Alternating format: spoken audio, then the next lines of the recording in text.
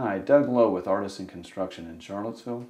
Today we want to talk about reducing the lighting load in your home. One of the most simple things you can do is to switch out some of your light switches so that it minimizes the chance of leaving the light on.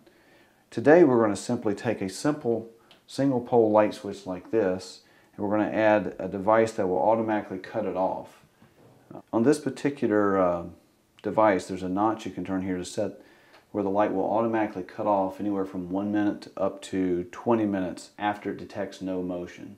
The first thing you want to do is go to your panel box and make sure that you cut the electrical source off for that particular room.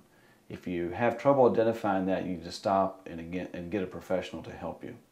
But having cut that breaker off, then you simply want to remove the cover plate, remove the bottom screw and the top screw, and you can simply pull the whole single pole light switch out of the wall. It'll still be connected to the various wires. Typically you'll have two black wires. One is a hot, one is a neutral, and then you have one other wire typically that is the ground wire. If yours does not look like this, you should stop and get the help of a professional. So I've already put two of the wire nuts on here. I hooked up the green wire to the ground.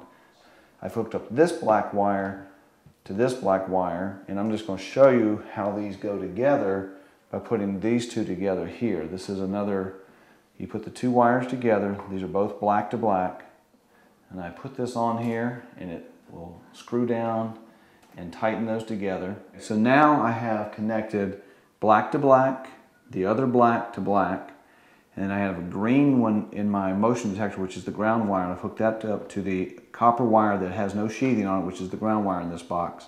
Everything looks safe. All the bare wires have now been covered, and before I connect it and just put it back in the box to look pretty, I want to test it one time. So now I'm going to stop and go cut on the breaker and test this light. To test this, I have a setting of off, automatic, or on. For my purposes right now, I'm going to put it on. See if it works. Voila, there you go. Now, I'll put it all back in the box and it'll look nice and tidy and pretty in there, but my final setting will be on auto, which means when this light detects motion, I set it for about 10 minutes. After 10 minutes and no activity in this room, the light will cut off on its own. So I've already finished pushing all the wire nuts and the wires back into the box. I simply will take a couple screws here to put this back in place. Okay. Now we have the motion device in place. You can either set it to on when you're in the room, or you can set it to automatic so that if it doesn't detect enough motion within 10 minutes, it'll cut off on its own.